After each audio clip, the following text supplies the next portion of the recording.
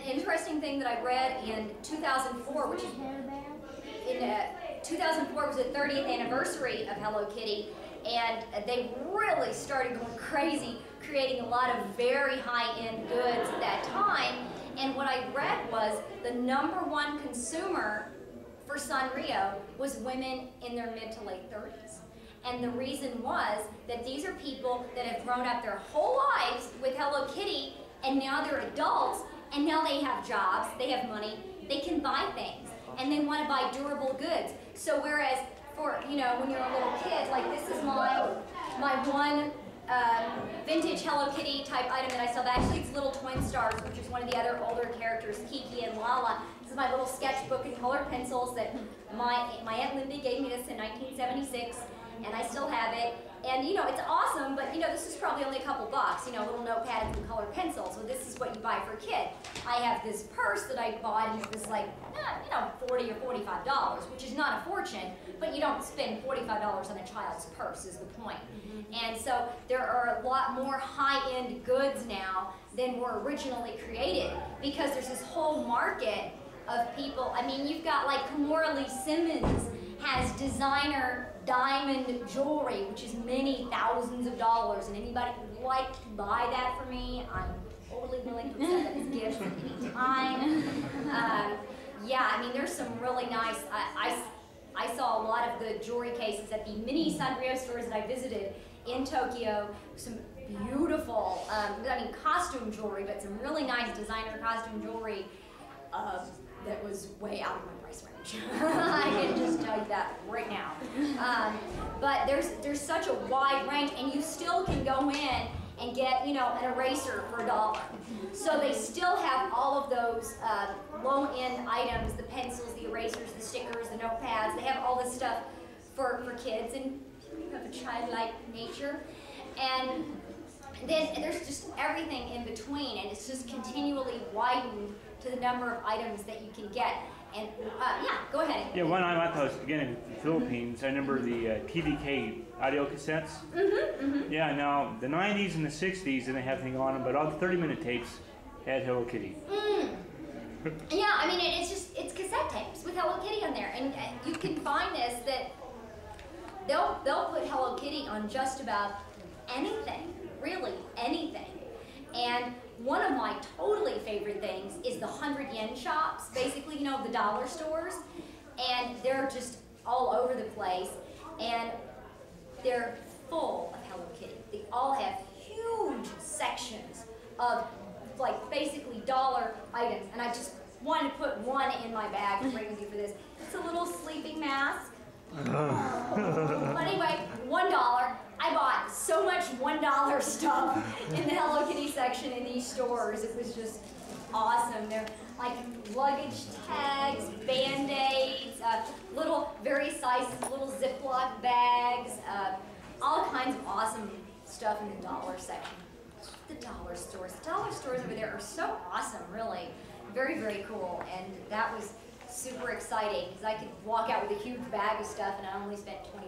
You know? So that was very, very cool. Does anybody have questions or anything? Okay. I did want to, since I just started to touch on it a minute ago, I did want to take a moment to say something about the bootlegging, and which is really, really rampant in, obviously, particularly China. And that has been a big problem for them, and these manufacturers have gotten much better over the years at being able to produce goods that look very much like authentic products.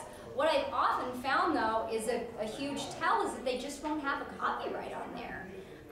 You know, if you just take a second to look at it and see if it's, you know, got a little Sanrio copyright thing on there. And most of the fake stuff, I don't know if I've ever seen anything fake that had that on there, because they can always kind of claim, hey, it's just a picture of a cat, you know? I've actually seen some that were, I think maybe from Taiwan or something, that said, hello baby. I don't know. But yeah, I actually don't have any bootleg stuff here to show you, but some of it, I've actually myself bought bootleg merchandise because I got so excited that I found something I thought it was really cool, and then I'll get home later and look at it and go, you know what? There's no Sanrio trademark in this thing anywhere. And the reason that this is important, and not just with, you know, Sanrio or Hello Kitty, but really any kind of goods, and there's tons of bootleg stuff in the dealership up there right now. I can tell you, I walked through it, and there's a lot. Just look for a copyright. And I know sometimes it's hard because you get really excited and you see it and you really like this particular item. But the thing is that these people are profiting off of it, and it's not really their, they don't really have a license for it. So whenever you buy some kind of a licensed product, a little bit of that money is going back to Shintaro Tsuji, it's going back to the Sanrio Corporation to keep them in business and to keep them making more cool stuff for all of us. And intellectual property is kind of a hard thing to wrap your brain around, but since they do have that license for that, and that's the whole way that Hello Kitty and all these characters came about, because Mr. Tsuji, like I said originally, had started out doing these partnerships, trying to do licensing deals like with Barbie and with Peanuts, which actually the Peanuts thing turned out to be very successful. But he got the idea that, hey, if I hire artists and they create new characters for me, then I will own the rights to those characters, and I will get to keep all of the money myself. And that was quite a brilliant idea. And the whole way Hello Kitty, that particular character, came about was he wanted to create a character to use on different, you know, toys, coin purses, pencils, all this kind of stuff. And he wanted to create something that would be appealing to kids. And he thought, well, kids, they like dogs. They like puppy dogs. They like bears. And you know, like teddy bears and stuff. They like cats. And so he was thinking about this, and you know, like I say, Snoopy was already like amazingly big, huge, super popular Snoopy. And Winnie the Pooh, believe it or not, in case you don't know, Winnie the Pooh is super popular in Japan. I did see a lot of Winnie the Pooh, not as much as Snoopy, but Winnie the Pooh was and is still very popular there. But there wasn't a popular cat character, so he thought this was kind of an opening. And he had a young artist named Yuko Shimizu design a cat character for him, and that turned out to be Kitty White, Hello Kitty.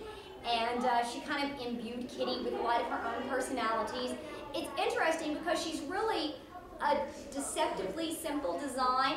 I'm not an artist, but a lot of my friends that are artists have remarked to me that Kitty is really kind of difficult to draw. I mean, you think, oh, it's just this oval with a couple of ears, but I mean, try doing it yourself sometimes, and look at how wonky it is when you try drawing that oval, and how it is really hard to maintain those proportions.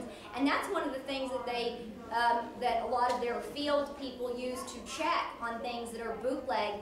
They have instruments to precisely measure those proportions of her head and see if those are correct, and usually on the bootleg things they're not.